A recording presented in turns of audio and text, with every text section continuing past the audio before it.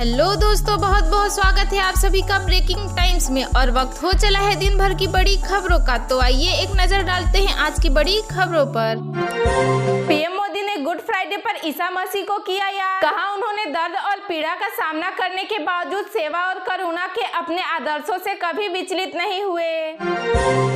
प्रधानमंत्री नरेंद्र मोदी आज करेंगे हैदराबाद की यात्रा। साथ ही 11,000 करोड़ रुपए की परियोजनाओं का उद्घाटन और शिलान्यास करेंगे। भगोड़े अमृतपाल सिंह के सरेंडर करने की चर्चा के बीच मान सरकार ने ली बड़ा फैसला। 14 अप्रैल तक पंजाब पुलिस कर्मी की छुट्टी की गई रद्द। साथ ही पंजाब पुलिस को रखा अलर्ट मोड पर। यूपी के प्रयागराज में फिर हुई बमबाजी की घटना। बीजेपी नेता विजय लक्ष्मी के बेटे की कार पर फेंका गया बम। सीसीटीवी पर रिकॉर्ड हुई सारी घटना। भोजपुरी एक्ट्रेस आकांक्षा दुबे के मौत मामले में भोजपुरी सिंगर समर सिंह की हुई गिरफ्तारी। पोस्टमार्टम रिपोर्ट के मुताबिक आकांक्षा दुबे के पेट में मिला था केमिकल। उत्तराखंड के देहरादून में गैस सिलेंडर विस्फोट की वजह से एक मकान में लगी आग। इस घटना में 4 बच्चियों के आग में झुलसने से हुई मौत। महाराष्ट्र के मुख्यमंत्री एकनाथ शिंदे और उनके समर्थकों के लिए अयोध्या के सभी होटल और गेस्ट हाउस की गई बुक। 3,000 शिव सैनिकों के साथ रविवार को सीएम शिंदे करेंगे अयोध्या का दौरा। अयोध्या में रामलला के जलाभिषेक के लिए 155 देशों की पवित्र नदियों से लाया गया जल। 23 अप्रैल को होनी है कार्यक्रम, जिसमें राजनाथ सिंह के साथ योग गुरु रामदेव भी होंगे शामिल। कोटा संभाग में एक ही दिन में 2 कोविड पॉजिटिव मरीजों की हुई मौत, जिसके बाद स्वास्थ्य विभाग की ओर से मास्क पहनने व सोशल डिस्टेंसिंग का पालन करने का दिया गया निर्देश। रिजर्व बैंक ने महिंद्रा फाइनेंशियल सर्विसेज समेत कई वित्तीय संस्थानों पर लगाया करोड़ों का जुर्माना। आरबीआई के वित्तीय नियमों का पालन न करना संस्थानों को पड़ा भारी। आंध्र प्रदेश के पूर्व सीएम किरण कुमार रेड्डी हुई बीजेपी में शामिल। पिछले महीने दिया था कांग्रेस को झटका। देश में 203 दिन बाद कोरोना केस 6,000 पार। राज्यों के संग बैठक कर रहे हैं स्वास्थ्य मंत्री मनसुख मंडाविया। हैदराबाद तेलंगाना को पीएम मोदी कल देंगे बड़ा सौगात। तिरुपति के वंदे भारत एक्सप्रेस को दिखाएंगे हरी झंडी। साथ ही तेलंगाना में 11,300 करोड़ रुपए से अधिक की परियोजनाओं का करेंगे शिलान्यास और उद्घाटन। बैंकों में जमा बिना दावे की राशि को हासिल कर सकेंगे खाता धारक व उनके वारिस। आरबीआई ने की बड़ी घोषणा। भारतीय वायुसेना की 5वीं पीढ़ी के फाइटर जेट का डिजाइन हुआ फाइनल। वहीं अप्रूवल के लिए सीएसएसके पहुंची, जिसका नेतृत्व पीएम मोदी करेंगे। बिहार में बढ़ रहे कोरोना के मामले पर बोले सीएम नीतीश कुमार, राज्य सरकार तैयार मगर सभी रहे सतर्क। जम्मू कश्मीर पुलिस ने 2 तस्करी का किया भांडाफोड़। पाकिस्तान से भेजी 70 करोड़ की 11 किलो हीरोइन व 11 लाख बरामद। आपको राष्ट्रीय पार्टी का दर्जा दिलवाने अदालत पहुंचे सीएम केजरीवाल। कोर्ट बोली 13 अप्रैल तक फैसला ले चुनाव आयोग। कौशाम्बी में राहुल गांधी पर बरसे अमित शाह। कहा अयोग्यता मसले के लिए कांग्रेस ने संसद के वक्त की बलि चढ़ाई। लोकतंत्र नहीं परिवारवाद खतरे में, अमित शाह का राहुल गांधी पर हमला। कहा आजादी के बाद ऐसा कभी नहीं हुआ। बंगाल में कुर्मी संगठनों का आंदोलन तीसरे दिन भी जारी। प्रदर्शन की वजह से 64 ट्रेन की गई रद्द। नीतीश की दावते इफ्तार में नहीं शामिल होगी बीजेपी। कहा बिहार जल रहा और सीएम पार्टी कर रहे। कांग्रेस को नहीं मिल रहे योग्य उम्मीदवार, सीएम बम्बई का दावा। बीजेपी विधायकों को फोन कर रहे डीके शिव कुमार। केरल की कोझिकोड ट्रेन अग्निकांड के आरोपी शाहरुख पर चलेगा हत्या का केस। वहीं 14 दिन की न्यायिक हिरासत में भेजा गया। अफ्रीकी देश नाइजीरिया में बंदूकधारियों ने भरे बाजार में की ताबड़तोड़ फायरिंग, जिससे 50 लोगों की गई जान। सीमा पर शांति होगी तभी चीन में बेहतर संबंध होंगे, विदेश मंत्रियों की बैठक से पहले बोला भारत। पीएम मोदी 13 अप्रैल को वीडियो कॉन्फ्रेंसिंग के जरिए 71,000 युवाओं को सरकारी नौकरी से संबंधित सौंपेंगे नियुक्ति पत्र। सरकार रेलवे समेत अन्य विभागों में करेगी 8 लाख नियुक्तियां। इस साल 3% से भी कम होगी दुनिया के आर्थिक विकास दर। आईएमएफ चीफ ने जताई आशंका और कहा इसमें आधा योगदान भारत और चीन का रहेगा।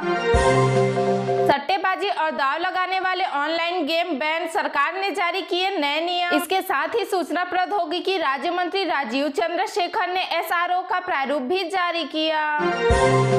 इलगर परिषद मामले में आरोपी गौतम नवलखा की जमानत याचिका को कोर्ट ने की खारिज। नए फॉर्मूले से तय होंगे सीएनजी पीएनजी के दाम, 10% तक घटेगी कीमत। पीएम मोदी की अध्यक्षता में हुई कैबिनेट बैठक में प्राकृतिक गैस पर क्रेडिट फरीक समिति की सिफारिश को दी गई मंजूरी। केंद्र सरकार ने 2600 करोड़ रुपए की लागत से लेजर इंटरफेरोमीटर गुरुत्वाकर्षण तरंग वेधशाला स्थापित करने को दी मंजूरी। नगर निकायों पर मेहरबान हुई शिवराज सिंह चौहान सरकार, महापौर, अध्यक्ष, उपाध्यक्ष और पार्षदों का मानदेय बढ़ाया। मध्य प्रदेश के उज्जैन में सीएम शिवराज सिंह चौहान ने बेस्ट लाइफ स्टाइल अपोरल फैक्ट्री का किया शुभारंभ। वहीं इस फैक्ट्री को लेकर दावा किया जा रहा है कि यह उद्योग खुलने से 5000 बेरोजगारों को मिलेगा रोजगार। भारत में कोरोना वायरस का कहर तेजी से बढ़ता जा रहा है। बीते 24 घंटे में कोरोना वायरस के 6000 नए केस सामने आए। वहीं देश में 28,000 से ज्यादा एक्टिव केसेस। मनीष सिसोदिया ने जेल से पत्र लिखकर पीएम मोदी की एजुकेशन डिग्री पर उठाया सवाल। कहा, भारत की प्रगति के लिए प्रधानमंत्री का शिक्षित होना जरूरी।